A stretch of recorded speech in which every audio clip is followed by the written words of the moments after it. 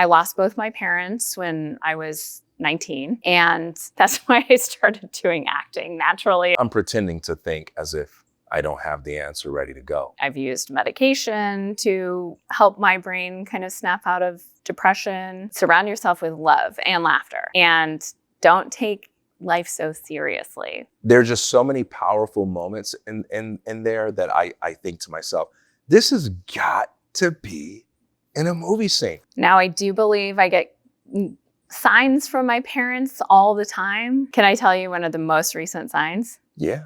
Do you choose to be the saint or the superstar? I guess that's what came out, but actually I choose. In my hand is a deck of cards. On each card is a single question. In just a moment, my guest and I are going to create a conversation that revolves around one of the cards from this deck. And right now, neither of us knows what that card is because it's going to be determined by a game of chance. This is part interview, part improvisation. It's an exercise in what I call conversational jazz. This is TK Coleman, and you're watching One Question.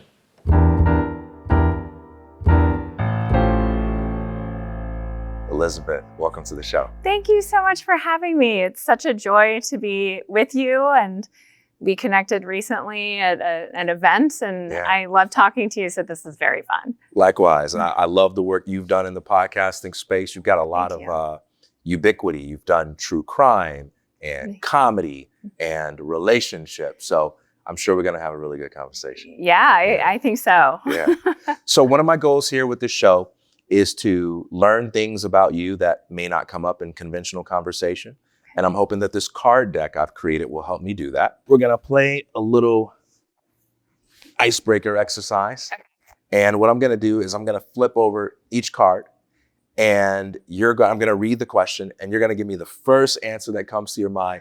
No explanations, no nuance, no storytelling, just the first thing that comes to your mind. Okay. Any questions for me? No. All right. If you could send a message to your younger self and give one piece of advice, what would it be? Don't take yourself so seriously. What's your favorite word? Authenticity. You get to be one of the two following people.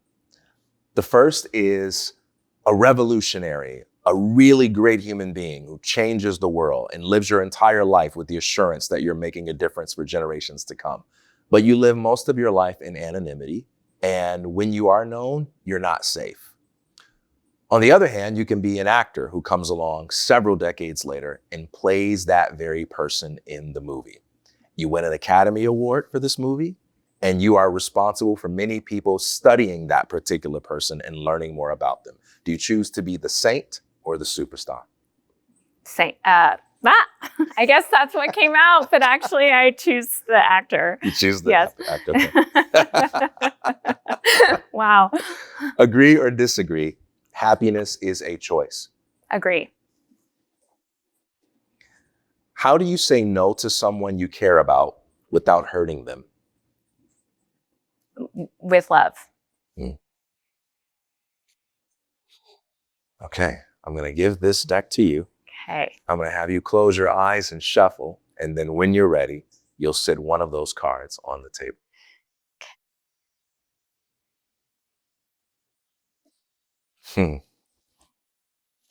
What would you do, saint or superstar? That is our one question, and we're going to refer to this as the central card, because this is the card around which our conversation will revolve. It's our landing point and it's our starting point. However, these other cards will play a role. Great. I'm going to call these connection cards.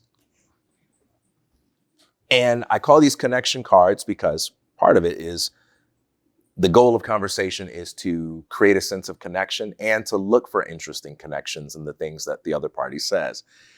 These connection cards are going to be ways for me to introduce a little variety into our conversation. But the rule I have to abide by is in order to play a connection card, I have to find a connection between what you say in your answer here and the ongoing conversation we're having about the central card. And you get to tell me if I'm doing that or not. So if I'm BSing or I get it wrong, you get to correct me or add nuance. And if I get it right, you get to confirm. Does that make sense? Yes. Any questions for me? Do I get to ask you questions? You know what? We're going to create a conversation together revolving around this. And so if you want to ask me a question or several, we're just going to have a conversation. I'm cool with that. Okay, great. Nothing's off limits. Okay. Sounds good? Yes. All right, let's begin. Okay. Saint or superstar? This is so funny because you have that Freudian slip. I did. Oh my gosh, I really did. I'll tell you what. I have found that activism in my life, I have to have really big boundaries around it or it will become all consuming. And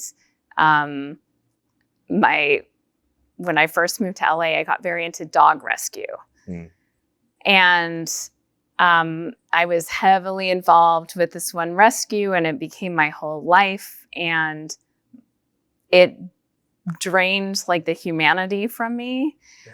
So there's a way for me to participate in dog rescue without doing it day in, day out and kind of losing myself into it. Because I think I'm just that personality. Yeah. And I think it takes really incredibly specific and a strength of personality that I admire to go full force revolutionary activism, to be the leader of a movement and also not enjoy your life. So that's why the actor version, I think that's doing really a lot of great work because you're getting eyeballs on it. And I think such an important part of revolutionaries and change is reminding us over and over again, generationally, of historical events and what has happened, because we all have amnesia and can very quickly forget that,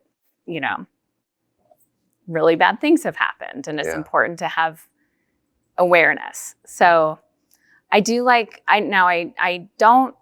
set out to be an actor in my life, and it didn't pan out for me because I was really getting into it in my 20s and I looked like I was 40 and it was hard in LA being a 20-year-old, 40-year-old trying to get auditions. And that's how I started writing. I was doing stand-up and stuff like that. And I figured out that I really love writing. And I bombed an audition for Punk'd. Do you remember that show? I remember that show. It was in Times Square. I bombed an audition for Punk'd and I walked out and I was like, wait. What am I doing? So the actor is not like a path that I would necessarily choose if it weren't faced with this one. Would you rather? Sure. But I do like that as the alternative to the, yes. Okay, we got to go back to the Punk'd audition. Yeah, man. Because this is what killed the acting career. Do you mind? What happened? Well, it was particularly tough because I was newly dating my husband. And so I was involved at the Upright Citizens Brigade Theater. Do you know that? Oh, yeah. So I was in New York and I had a one-woman show there and I did love performing. I still do. I love this, it's a version of performance or doing storytelling shows. But wasn't getting a lot of the auditions. And I finally got this audition. I was so excited. And I went, and I think I just overhyped myself and it was terrible.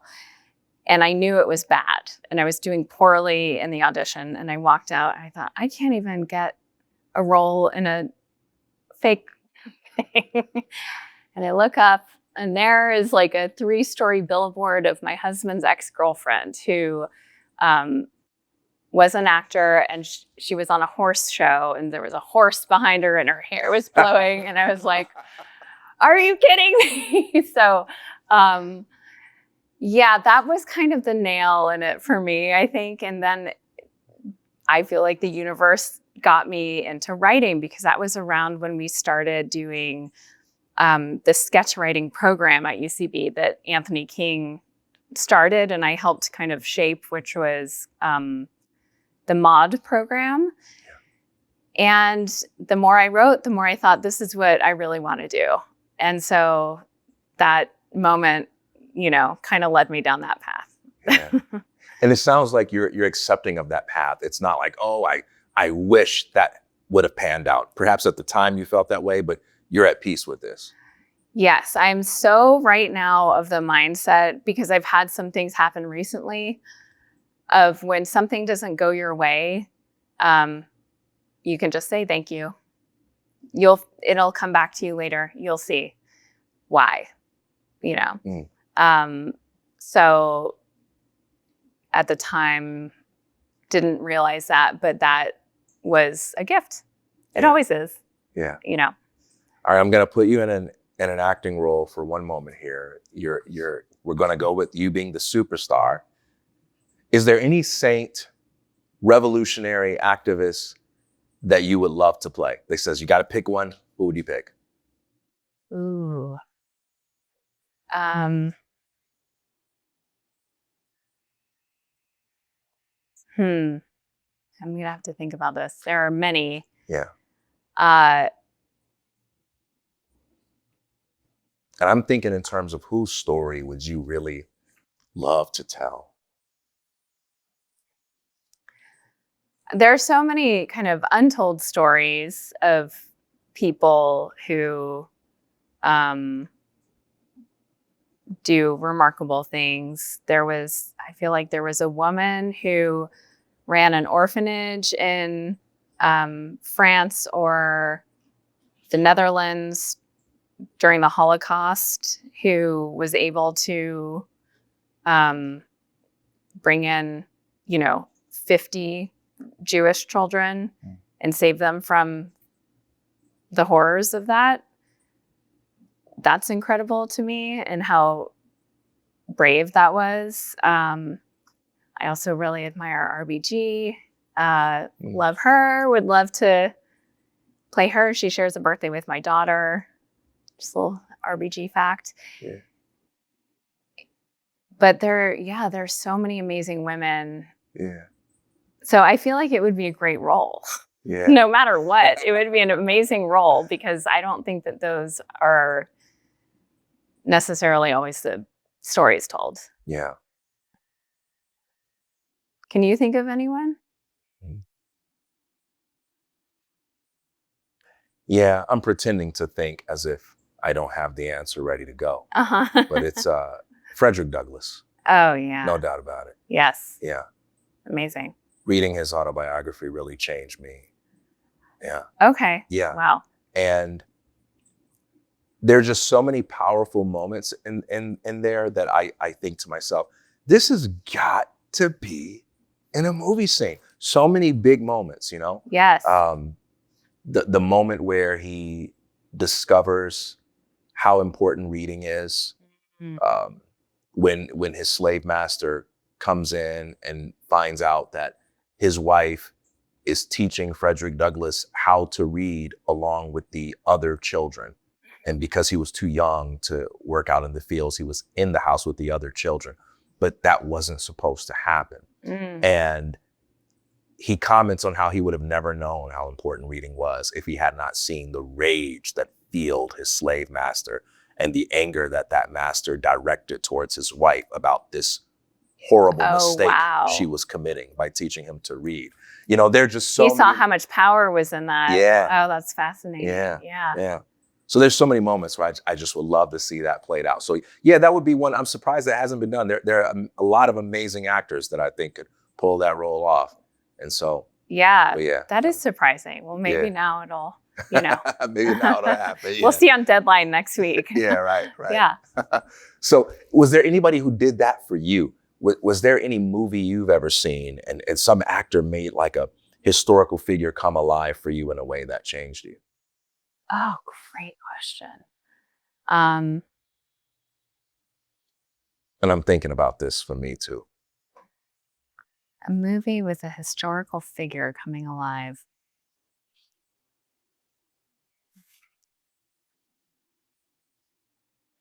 Turns out I don't watch a lot of historical films because I'm like, Have I?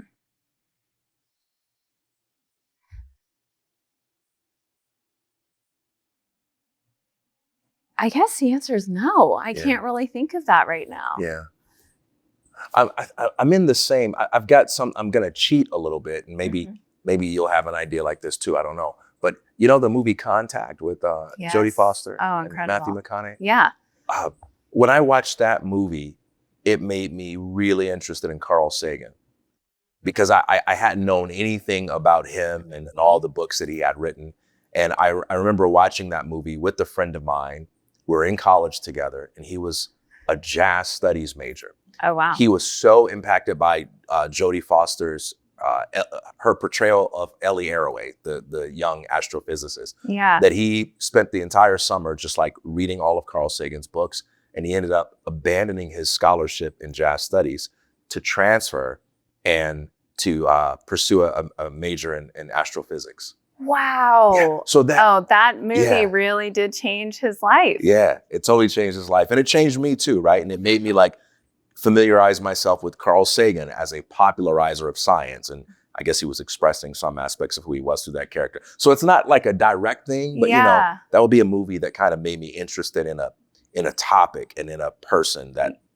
Yes. Yeah, that's incredible.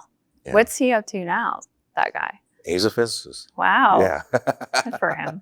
Yeah, he's stuck with it. We'll come back to this. Let's play a connection card. When I said happiness is a choice, right away, you said yes. Absolutely. Yeah. Without question. No question. No question. And it's good to remind ourselves of that. Yeah. Now, I don't want to I'm going to put in the caveats of, people who are struggling with mental illness, and sometimes you need help to get to that choice. Yeah. And I've been there, but I think that it's a lesson I am kind of taught over and over again in my life, that it is a choice, and we have so much agency that we don't see because we participate in the expectations of our roles as humans. And so if something external is making you unhappy, we have the agency to change that. And if something internal, which I think most of our unhappiness comes from believing our thoughts, giving too much weight to the neural networks that have formed to protect us and to keep us alive. And luckily, our brains can be kind of trained to get out of that, and meditation and prayer. And, I love the teachings of Eckhart Tolle, and can help you kind of quiet that noise. And let's see, I believe in something beyond this. And I lost both my parents when I was 19, 10 months apart. And that's why I started doing acting. Naturally, I was I was supposed to become an accountant. And instead, I guess the movie of my own life affected me. And I was like, I can't do that. And really went through a struggle. Now, I do believe I get signs from my parents all the time. Not all the time. That's a lie. Enough. And sometimes they are just breathtaking, where there's no doubt to me that's what's happening. And sometimes I might be reading into something. And the message to me is always you're good, keep doing you. And also have fun. Happiness is a choice. Choose it. Do the thing that's exciting to you. Follow the next exciting step. Surround yourself with love and laughter. And don't take life so seriously. That's the thing I also would tell myself. Yeah. So now I've used medication to help my brain kind of snap out of depression. Not even help it snap out of, I'm on medication. So I've used it as a tool. But I am proactive in protecting that for me, protecting that choice that I have. And so, yeah.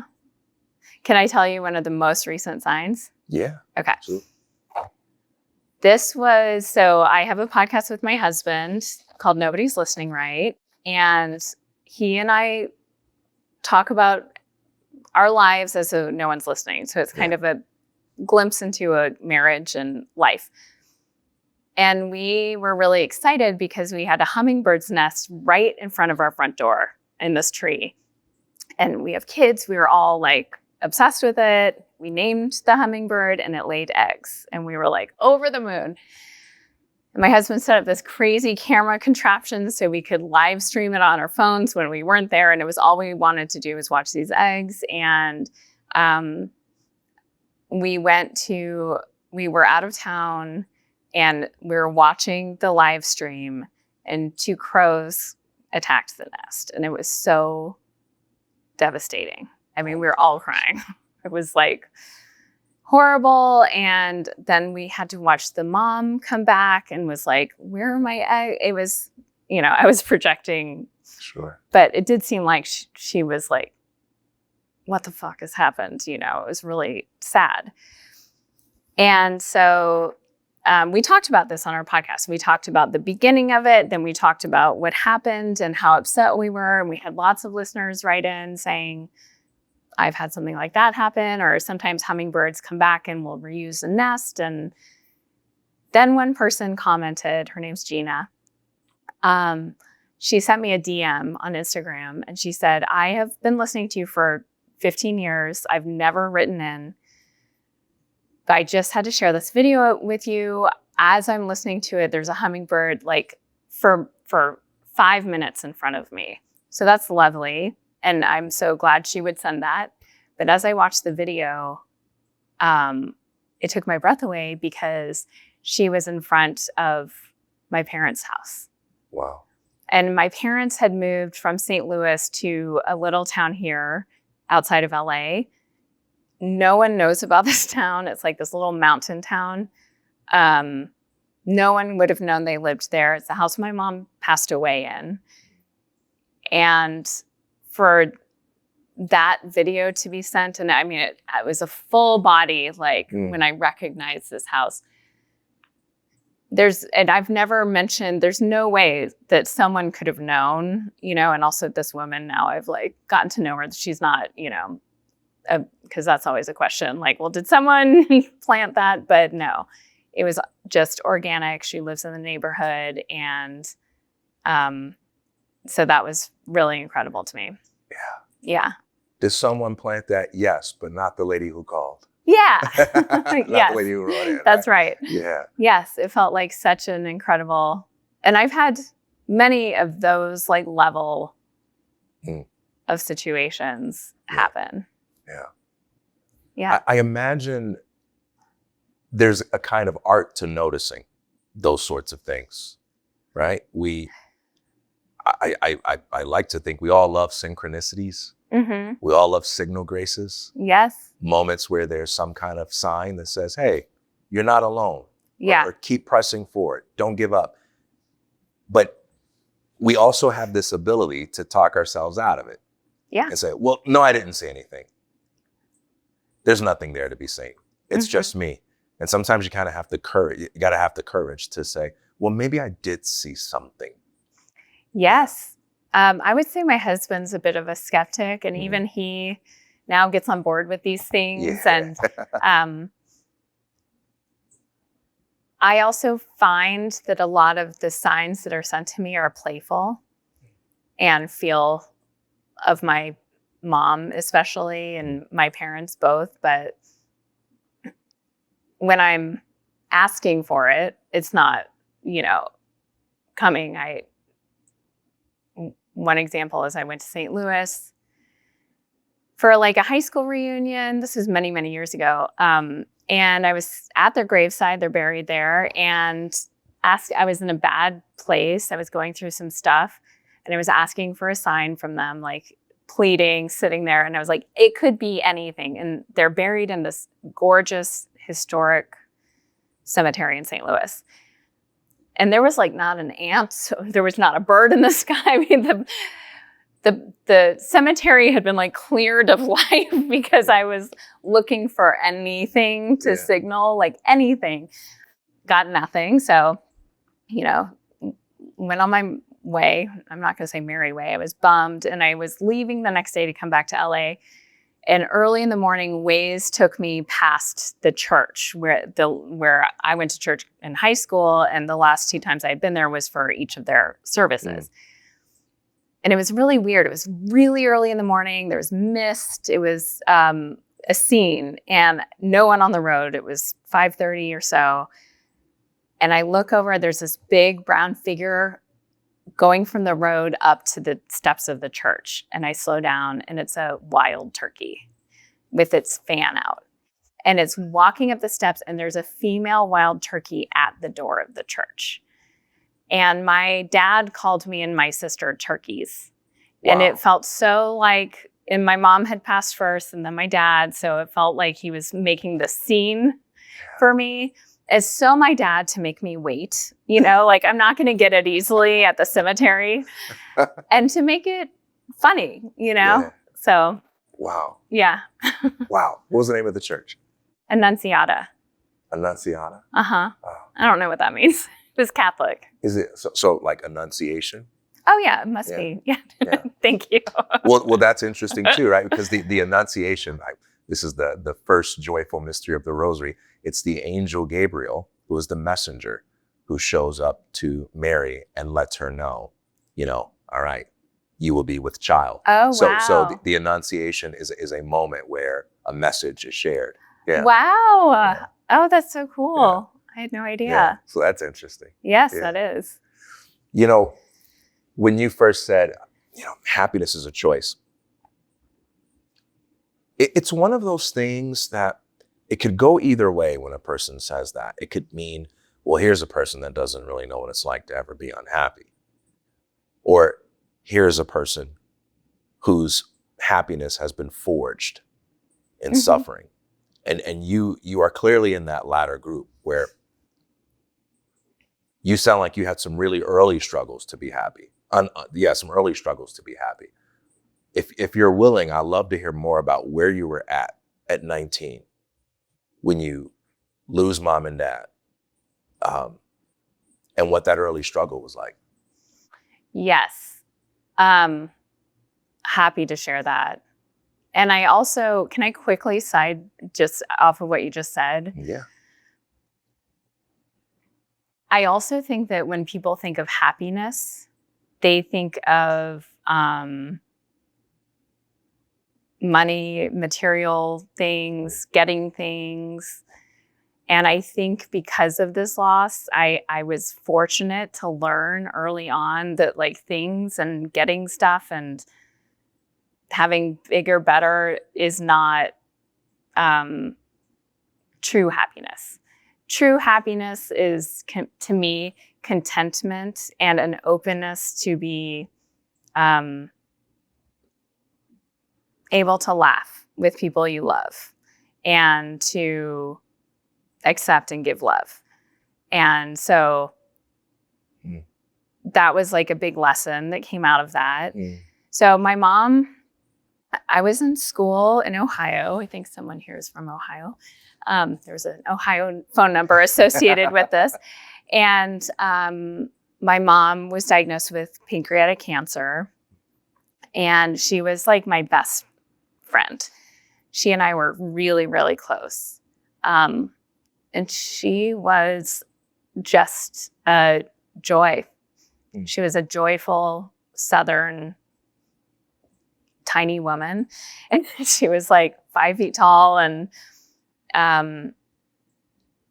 really funny. And when my parents had moved out here to LA, and so I transferred to UC Santa Barbara, And I spent tons of time with her for her last 3 months. I also did that against my father's wishes. He was really in denial and was like, we're going to fight this. And I knew I had to be with her. So I actually dropped out of school and drove back by myself. And I was terrified of him being mad at me because I like had never really done anything against him. But ultimately I was right to do that. And he did tell me ultimately I was right to do that. So we had some really quality time together. She passed. And then our family, I also have a sister who's 3 years older, and she was out here starting her life after college. The family just got disjointed. My dad was not, like, he traveled a lot when we were growing up. He was present in like spirit, but he was not, my mom was really our primary parent. And we all just felt really scattered after she passed away, and he was not doing well and was drinking a lot and going back to work full force and was like not taking care of himself. And he took me and my sister on a trip to try to connect us. And he took us on my parents' honeymoon. We went and redid their honeymoon in Austria and Germany. And I could tell during that he was really suffering and struggling. And then we came home, and then he was playing tennis with a doctor, and he had a heart attack. So 2 months after that trip. And so what happened to me was my sister was newly in a relationship with her now husband, who is wonderful. And he's very much part of my life too. But she was like setting up her new life. And I had just transferred to a new school. I just was so alone. And I remained alone for several years until I moved to New York with a childhood best friend. And it was kind of on a whim. She was like, come out. And I had been watching Seinfeld, and I had been doing stand-up, and I was like, I guess I'm coming to New York. So that was kind of the first choice to happiness. I knew something wasn't right, energetically in my life. And I met this guy, and I was living with him, and he dimmed my light, like not intentionally, but he was just not the right energy for me. And he didn't have that big of a sense of humor, and I was kind of lost on him, I think. And so I just knew I needed to make a big change, and I did. But I had to like rebuild myself, because I was really, and I really attribute a lot to the UCB Theater in New York, finding a place to go with funny people and just experimenting and trying to make each other laugh and being intentional about it was life-saving, I think. Yeah. So it was there that I was going to my graduation from bartending school, sorry to brag, class or party my friends were throwing for me. And on the street, I heard my name being called, and I turned, and this cute guy ran up to me, and he goes, "Are you Elizabeth Laime?" I said, "Yes." It's Friday night, busy street, New York. And he said, "I'm Andrew Rosen." And he had been my 7th grade mega crush in St. Louis. You crushing him. Yes. Now, he had a crush on Beth Bruner. Oh, your facial expression when you say Beth's name. Sure, she's lovely now. But that was hard. But he had moved to Idaho in 9th grade, and I never heard from him. You know, it was a different time. We didn't have phones, or we just didn't stay in touch.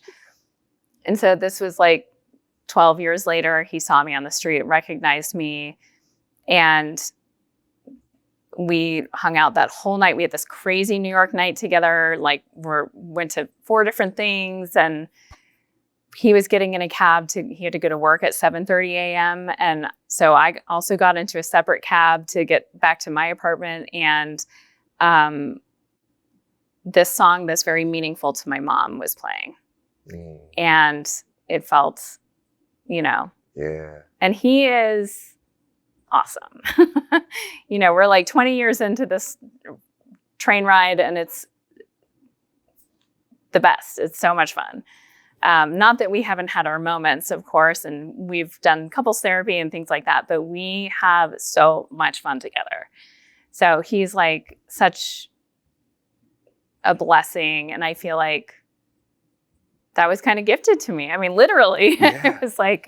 it was quite a bartending school gift I got from my parents. So proud of me, I'm sure. I bartended once and I was horrible at it after that. It was a 2-week course, so it was fine. But yeah. So that was me at 19 to like 22. Yeah. And then I feel like I found my footing. But I describe that time as I was in sepia tone. Like the color had bled out of me, kind of. I was like an old-timey photograph where I wasn't quite vibrant.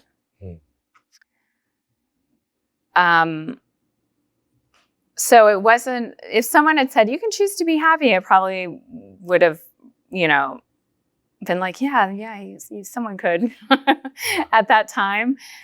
It took time, you know, and constant perspective shifts. And I when you said my answer to that is forged in, I guess, I forget the word you used, but I might have said suffering. I think. Suffering. Yeah. I do not think of myself as having a suffered life at all. Like, I think I've grieved. I experienced tons of intense, concentrated loss. And I had to grow up really fast, but I feel like I've had the most incredible life, I mean, ever. I'm the luckiest human being, I think. Yeah. I think I am. That's, if you think you are, you are. I guess I am. Yeah. That's a fascinating way to feel. That's the dream. Yeah. One of the things I get out of when you talked earlier about the tools and how you've given yourself permission to use the tools at your disposal is the idea that, yes, we can choose happiness, but not always directly, right? We don't just like sit down, snap our fingers and move into a good feeling place. Yes. But sometimes we have to take an intermediate step, right? We talk to a therapist. We share our feelings with a friend. We pick up a book. We go for a walk. We get our bodies moving. We move to a new city.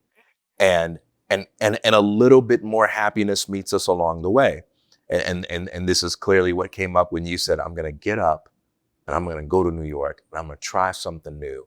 Yeah. And what you tried didn't work out, but it got you moving. It never works out in the way you think it's going to, right? Yeah. And that New York time, I was there for 7 years. When we moved to LA, which was also on a whim, it was kind of like, well, my nephew was being born and they're in Orange County. So I wanted to be closer by, but also we thought we had things going in our careers that were bringing us out to LA. And truly there was nothing going. But when we came to LA, my husband's in music. And so he had all this recording equipment and I was feeling really isolated, which felt hard. Our first year here was like rough. And we had the idea, well, we have all these funny friends who have moved out here. Let's have them come over. Let's force them to come over to our house and talk to us and laugh together. Yeah. And that's how we started podcasting in 2010. And then what a gift. I mean, no one knew we didn't really know what a podcast was. And then it's shaped our entire lives since, it's kind of a huge, huge part of our life now. So you never know. What's the biggest thing you've learned by talking with so many comedians? Because you interviewed like several hundred, am I right? Yes. Yeah, I think it was around 400. Gosh, what is the biggest thing I've learned talking to comedians? Well, first of all, someone being funny and someone being content or happy are two very different things. I think that a lot of comedians have a lot of pain or struggle with insecurities or things like that. But I think that finding humor and, developing it, I think it's a muscle, is a tool. Yeah. That's so paradoxical, isn't it? That funny is like associated with happiness, because when you're funny, I'm happy. Yes. Right? Yes. When you make me laugh, that makes me feel great. Yes. But you don't have to feel great in order to have that ability. That's right. Yeah. Yes, that's right. Yeah. There's this woman I follow on Instagram. I think her handle is Limp Bruise Kit, like Limp Biscuit. And she's incredible. She is dying from ALS, and she's in her early 30s. And she is like one of the funniest people I have ever come across. And she said that recently. Please don't mistake me being funny for me being thrilled I'm in the situation that she's in. And it was such a good reminder of that. But I also can see how she uses humor to navigate it doesn't get really much harder than that. A time of you have a terminal, very limiting illness. And yet she brings so many people joy, Yeah. I love that. Yeah. I love it. There's something about like the best protagonist. They have this ability to be in dire straits, right? The villain has caught them. They're in a trap situation. And even though they don't know how they're going to get out, or they don't know if they will get out of that situation, they've always got just room for a joke. Yes. Room for an irreverent, yes, poorly timed remark. Yes. And there's something about that. Yes. I think that speaks to us. It's kind of like the audacity to laugh is a kind of courage I think we all long for. 100%. Yeah. I mean, that's the audacity to laugh. Yeah.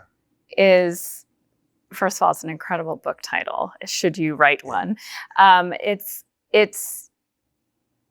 so necessary. Also, I think I love that, the audacity to laugh. I use dead parents jokes in a way that is problematic, and with my friends and like my husband's like, please don't. Like if we're in a social situation, because he's like, when I laugh, then I look like the jerk who's laughing at your pain, and I'll really like play it straight so that he I like to make him really uncomfortable. His dad sadly passed away a few months ago, and so now, it was a huge loss. His dad lived a very full, long, wonderful life, and also used humor, had a very dry sense of humor. But I joked with Andy, like, this is hard for me on many levels, because I also don't get to claim the dead parent jokes anymore. So now we both can go out and burn down the world with it all. But yeah. I imagine that it's not just that you have the wit to make that joke that allows you to get away with it with that friend, but it's that you make that joke with the authority of your suffering, right? Yes, absolutely. And so that's a really good distinction. Yes. Yeah, I was joking. I was doing another podcast, and I was kind of joking about, this maybe won't work here. Actually, as I'm saying it, I'm like, oh You're no. committed, though. You're committed. I was making a joke about like sexual assault, something we all agree is hilarious. Just kidding. It's not. And the host knows that I have experienced that. So wanted to point out to their listeners who don't know me that it is okay that I made that joke, because I have experienced that. So it's good. Like it was one of those caveats, which was funny in the moment, because it was like piped in during a joke, and then it suddenly became very, very serious. Kind of like right now. Well, I heard this rule of comedy. I want to know if you agree with it. I forgot who. I think it might have been Patrice O'Neill. I don't remember. But he says, you can joke about anything as long as it's funny. And so you can't know ahead of time if it's okay to tell that joke. You only know after the fact by the response you get. Oh, yeah, that's really true. It's like if you tell it and you tell it poorly and you weren't funny, then it's offensive. But if you make the people laugh and they go, oh my gosh. And there are these moments where someone is in the middle of a story and everyone's cringing. Yes. Like, oh my gosh, what is this person doing? And then they freaking land that plane. Yes. And everyone's laughing and they're glad this person took the risk. But sometimes you don't land the plane. Yes, that's so true. I mean, I think that's what really good stand-ups do often, where you're uncomfortable, but if you trust them, you know that they'll get you there in a safe way. Yeah. But then some don't. And that's a needle to thread for stand-ups, I guess. But that's so true. And you have to know your audience, which I struggle with that. I will say sometimes I don't take that into account the way, because depends on who you're talking to and where you are and all that stuff. So I think being funny is the hardest thing in the world because it comes with a risk that playing other emotions doesn't have. So if I want to play anger, and maybe I'm in a scene and I get mad about something and I, hit my fist on the table. If no one who's watching that feels what I feel, I still don't look bad. I just look like a guy that's angry all by himself. Right. But if I try to be funny, and I bomb, no one's thinking, oh, he's just the guy that told a joke that wasn't funny. You kind of feel something towards that person, Yes. And you're not going to get cast and pumped. I'll tell you that. No, that's so true. I mean, I think that's why I could start doing stand-up is I had nothing to lose. I was in a place where I had nothing, literally nothing to lose. I had no pride or sense of self or anything. Yeah. So I think that having the ability to experiment when the stakes are so low is really a gift. And we have that at UCB Theater too. My generation there is names in comedy that you have seen now everywhere. It's like very big comedy people. I'd say 80% of the people I was playing with there are working in some way in entertainment, which is pretty incredible if you think about it. And I think it's because there was no pressure. There were no stakes. There were no suits in the room. I'm making a TV show. There was none of that. One time there was an intern from MTV and we were all like, oh my gosh, there's, someone real is out there watching us. There was nothing. So we had years to develop and make mistakes and fall on our asses instead and not have, because we're all in it together. The pressure was not hard. So I think that we really got to develop our skills, in a way that felt easy and fun. Yeah. Yeah. So the question I want to ask is, what's the biggest thing you've learned from trying to make other people laugh? Because that's such a, to me, tough situation to be in. But I hate that framing. I don't want to say what's the biggest thing. That's kind of like a stock question. What's the biggest? It doesn't have to be the biggest, but what's something you've learned? Or what are some things you've learned by just trying to make other people laugh?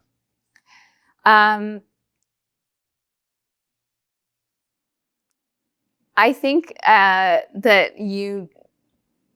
you're more likely to succeed if you are accepting that you probably won't.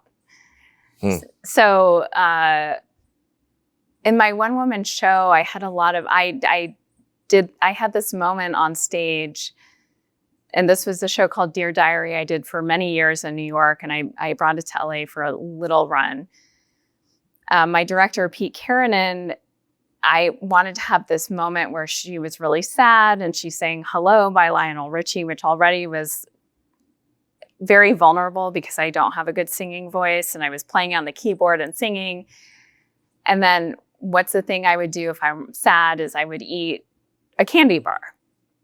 So my director brought me a Baby Ruth, which is the hardest candy. I think we can all agree that's the hardest candy bar to eat. It's painful. It takes an extraordinary amount of time and jaw strength, and it's tough. And I was like, "What are you thinking? I need Wait, is it Baby Ruth or Babe Ruth? Baby Ruth, yes. The really chewy one. Yeah. Okay. So you're in scene. I'm on stage and I ate.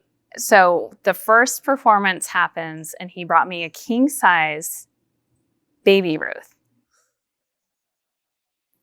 And so I sat there in silence on stage for many, many minutes, eating, working through. And the audience laughed in the beginning. Okay, we get it. This sad lady's going to eat a candy bar. She's depressed. Then went through why isn't she stopping eating? Like, we get it. Stop. So dead silence, all laughter gone. And then I'm still going and they're like, is she going to eat the whole fucking thing? You know, like, and then by the end, laughing again. So you have to be comfortable losing the laughter and trust that, well, it might come back or it might not. But I think really being comfortable and like not succeeding or don't kind of panic that they've stopped laughing and, that sort of thing. Yeah. So I guess that's the biggest lesson is, as long as you find it funny, then it's fun. Yeah. I'm going to return to our central card, but I want to make some connections here. This is so fun. Yeah? You having a good time? Yeah. Good. Likewise. I'm going to go for a 2-for-1 special. Maybe 3, but a 2-for-1 special. Mm-hmm.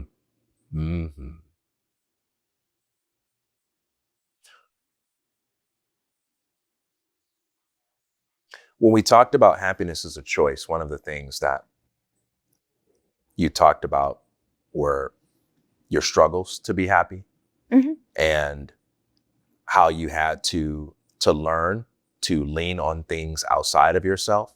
You had to learn to look for the signs and have a little faith. You had to learn to take chances. And because of that, you have acquired a sense of humility, if you will. You don't think of yourself as someone that knows it all and has it all figured out. But you see yourself as someone who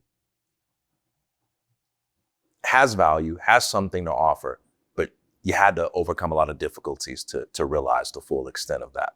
Is that right so far? I think that's right. Yeah. Well, you seem hesitant. I think you gave me that. I think that's okay. Tell me what I'm missing.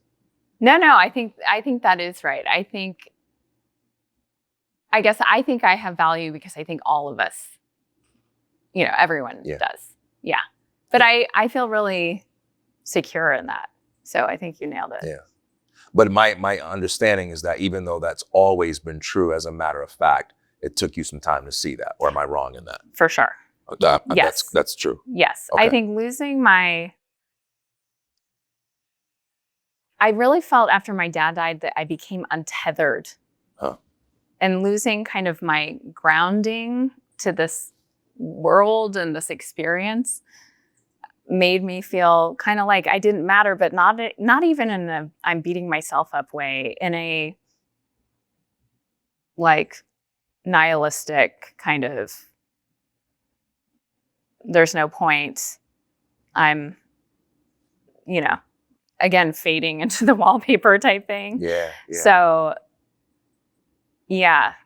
Yes. And then I think tools and taking risks and also luck got me to be able to like build up my sense of self.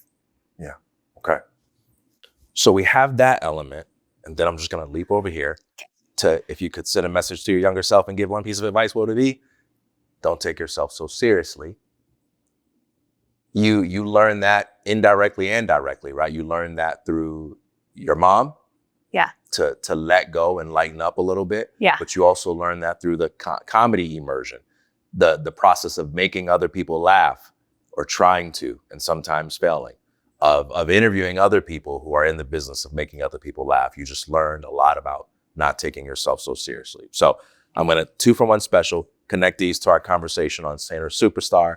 Part of why you didn't choose saint is because even though you respect saints and you love to be one, you've learned, you have a humble view of yourself. You know that there's a lot about being a saint that you haven't figured out quite yet. Yeah, or to be honest, that like, I don't really want, in the sense of our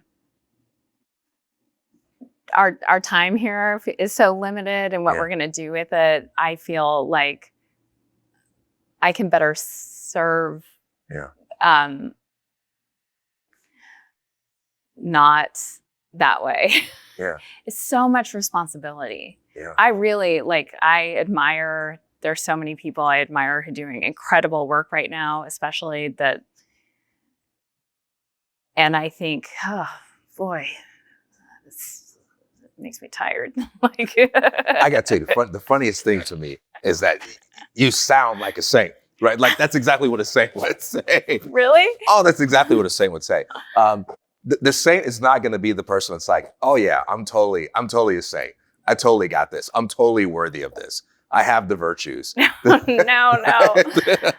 And that's connected to this too, because the part about you don't take yourself so seriously. I think one of my maxims is that if you ever want to become a saint, you have to purify yourself of the need to be thought of as a saint, of the need to be seen as a saint, right? Because being a saint is about making hard choices. Yeah. Doing what you got to do, even if it's not popular, even if it doesn't work, even if it doesn't make people like you, even if it doesn't feed your ego.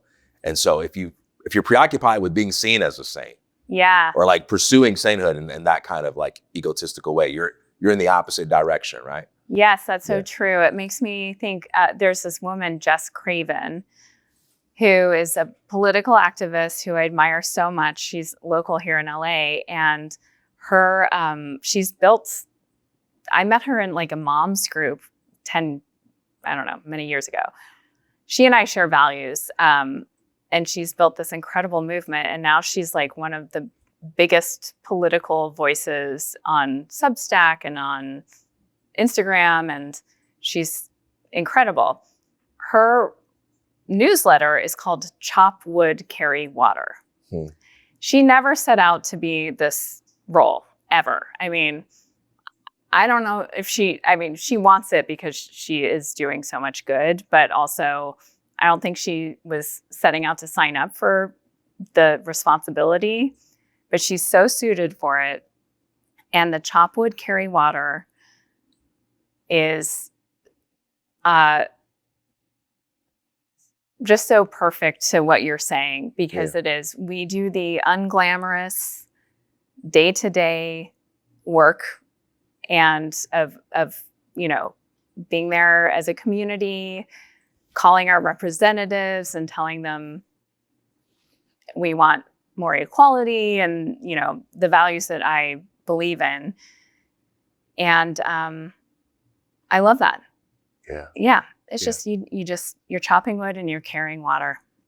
So here's how I see you as being similar to that. The way you see her, here's how I see you that way. You chose superstar even though you don't want to be one.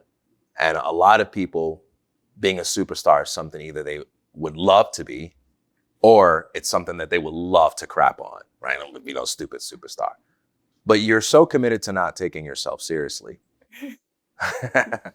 And that you are willing to be a superstar, even though that's not what you want to be. You're willing to choose that if you thought it would bring about some good in the world, like making people aware of the kind of lives that are worth emulating, Yeah. And so that one lady you mentioned, she never set out to be the chop wood, carry water lady. Yes, yeah.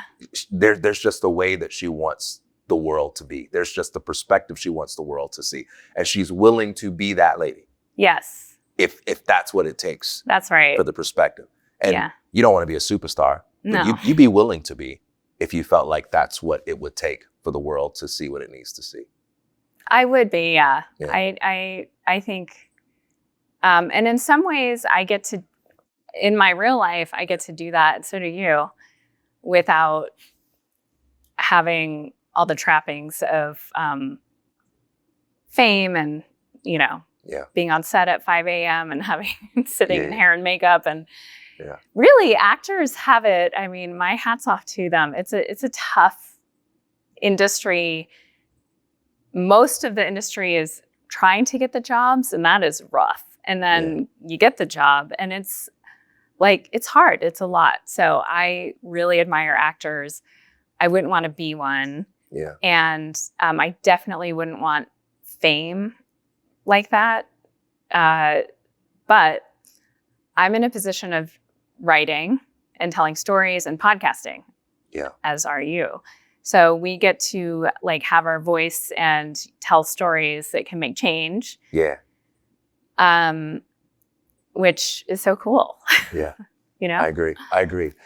Acting is one of those things. I wouldn't dare put myself in the position of facing the backlash of asking the world to feel sorry for actors. But it's one of those things where if you don't make it, no one's feeling sorry for you because you're an idiot for trying to be an actor when you knew the probability was that you'd fail. Right. And if you succeed, no one's feeling sorry for you because you're an actor. You shouldn't complain. That's you're one so of the true. few people who get to do this, right? So, yeah. It's a lose-lose. Yeah, right. That's funny. I want to ask you about this. I've got time to choose one of these. Let me ask you, which one you want to talk about? I'm curious to hear more about how do you say no to someone you care about without hurting them? You talked about with love, but also your favorite word, which was authenticity. If you had to pick which one of those you want to. I think saying no. Let's talk about it. Yeah. No is, is a complete sentence.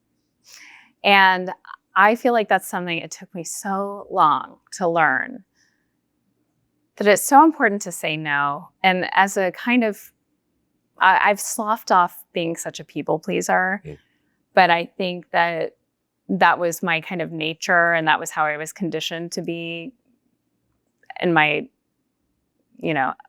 childhood, formative years. That there is and also actually in a writer's room, there's such a great way to say no, which is if you're giving notes to something and you don't like something or a pitch or whatever, there's something about it you like. Even if it's that the person was brave enough to share their idea. So share that. That's a loving way to say no to that, is say, here's what I love is that you, in front of all these people, these judgmental jerks. No, I'm just kidding. Yeah. Spoke up. I love that. I don't think that's the right, I don't think we're setting this on Mars, but excited to hear your next idea. So starting with something you like about whatever it is. And also, I find, I guess it depends on the context, but saying no to someone you love. I mean, I'm sure I say no to my husband and kids all the time. We're past the point of having to, pad out the no's, but oftentimes an authentic no is doing everyone a favor. I don't need to waste your time. I don't need to take us down a path that isn't going to be aligned because I'm scared of you not liking that I'm turning something down. Do you know what I mean? Sometimes not saying no when you really know you mean no is, I'll even go back to in my early 20s dating. If I really liked someone, it took me a while to recognize and be an adult that if I wasn't feeling the chemistry, and that pretty quickly, don't go on the other date because maybe I like them as a friend or something and I didn't want to hurt their feelings. Just call it, no is enough. No, I really had fun getting to know you. But I'm feeling, the chemistry isn't quite there for me, but I'm sure your next girlfriend will be on a billboard in Times Square. I'm just kidding. And it took me a while to learn that. That's being kind versus wasting someone's time or giving their hopes up or something like that, oh, I'm interested in this also. That's just one example I'm thinking of. But I prefer people just are honest with me and say no. And in the industry I'm in, I pitch a lot. I get a lot of rejection. It doesn't even feel like rejection because it's very much like, that wasn't the right fit. Why would I want a producer or a network or whatever to get on board with a project that like they weren't excited about? Because this project deserves to be excited about. So I never, take it personally. I'd rather that than like, oh, or maybe I've had that happen too. I've been strung along by, I won't say which network, but for years. Yeah. And it's like, you were never going to buy this, and I've done all this work and just tell me, just say. The Hollywood no, right? The Hollywood no Yeah. is a maybe. I'll have my people call your people. I don't know. Yeah. I mean, sometimes the Hollywood no is, I know for a fact that I don't want to work with you. And I know that I'm never going to pick up my phone if you call me. I'm never going to reply to an email if you email me. Yeah. But in this moment, I do not want it to be a part of my outward facing brand to be the person to tell you that. Yeah. I'd rather you experience that, figure it out on your own, come up with the narrative you tell yourself that moves you forward, than to look you in the eye and say, I am not interested in your project. Yes. Yeah. Right. Yeah, that's interesting. Yeah. That's a unique thing. But you're dropping so many gems here. I love all of this. So going back to what you first said when you started talking about the no was the idea of identifying something about the request that you do like. Yeah. I used to have a boss who would always say things like, not what I'm looking for, but thanks for the initiative.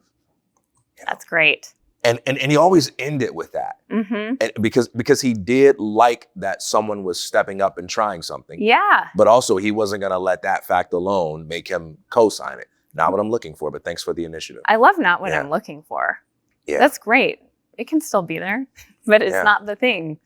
Yeah. I love that. And that kind of gets the reputation of like, oh, but just say no. You don't need all that. And yeah, I suppose you don't, but those kinds of things don't require you to be long-winded either. You don't have to praise that person for being like, oh, this is so courageous of you to ask me out. Right. I'm just so impressed. You could just say, hey, I'm not interested, but I appreciate the compliment. Wish you well. Yeah. Yeah. Great. Yeah. That's right. That's right. I feel like in other cultures, well, I really appreciate this about American culture, is I think there is the instinct to be more praising. Even as a parent, I constantly am telling my kids how proud I am of them, which is like, there's some parenting rule books that are like, you don't say that, they're proud of them or something. I don't know. I can't help it. And I just express how I feel, and I am so proud of them. And they do stuff that is artwork that other people might look at and be like, okay. And I'm like, it's amazing.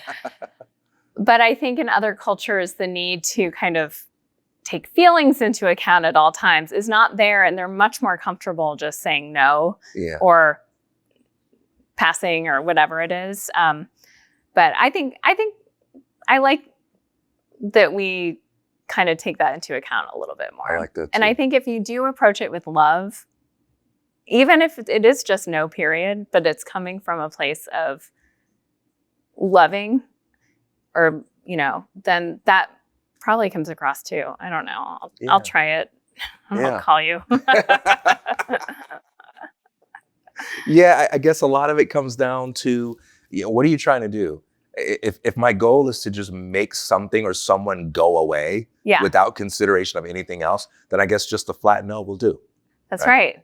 But if my goal is if I'm talking to a family member or someone that I want to be a part of my life, and it's important to me that my rejection of their proposal doesn't discourage them or make them feel like they can never ask me for anything again. Right. I want to say no in a way that creates that effect, right? Yes. So no, yes, take that idea away from me because I don't want it. So no to that. Yeah. But also, if you have ideas in the future, bring it back. Or if you want to like take some notes that I give you and rework that idea, I'd be willing to look at it a second. Yeah. Yeah. Or that was neat how you asked it, or like whatever. Again, know your audience, right? Who are you talking to and what do they, you know, because some people might need a little bit more hand-holding. Yeah. So speaking of appreciating how people ask, I saw this reel where there's a mother, she's driving, the husband, he's in the front seat, and the little girl's in the back seat, and they pull into some drive-through, and the mom orders a coffee. And her little girl in the back says, "Mom, can I have a cookie?" And mom says, "We have cookies at home." And the little girl says, "We have coffee at home." And mom and dad looked at each other and they're like, okay. They're like, "We'll take a cookie." Touche. It's a whole different thing, Mom. Yeah. They respected the ask. That's really funny. All right, I want to make a closing connection and you call me out if this is forced or you tell me if it lands. How do you say no to someone you care about without hurting them? It sounds like the underlying message here is tell the truth with love. Mm-hmm. That's how you do it. Yeah. When we talked about your choice to be the superstar, one of the things that came up is how there's nothing intrinsically bad about being a superstar, an actor, someone playing someone else in a movie. And you can do a lot of good with that. And for me, that indicates a philosophy of someone who believes that you don't have to be a saint in the traditional way to have an impact on the world. Mm-hmm. Some people are called to be revolutionaries and activists, but some people will be artists. But no matter who you are, you can have an impact on the world and do good for society as long as you do what you do truthfully and you love it. So if you can tell the truth with love, in your career, in your line of work, in whatever your station is in life, you can still have the outcome of a saint. Does that? Yeah, I love that. Yeah. And that also gets us, what's your favorite word at the same time? Because you said authenticity. So we didn't even have to talk about it to get that one. Did we get it? Amazing. A closing question for somebody who's watching and they're thinking, I don't have what it takes to be either a saint or a superstar. What would you say to them? I would say that's okay because I don't really, I think that we can all be saints and superstars in our little pockets of the world, to the people around us, to our pets, to, the connections we have. We don't have to have this big title to make a lot of difference. And going back to chop wood, carry water, it's the little day-to-day things that you do in your world that reverberate out and have an impact that's far greater than you can imagine. So I think it's important that we are all not saints and superstars. Yeah. I agree. Yeah. I agree. Did you have fun? So much fun. Yeah. You're a saint and a superstar. Likewise. Hey, this is great. I appreciate you, Elizabeth. I appreciate you. Thank you. Thank you.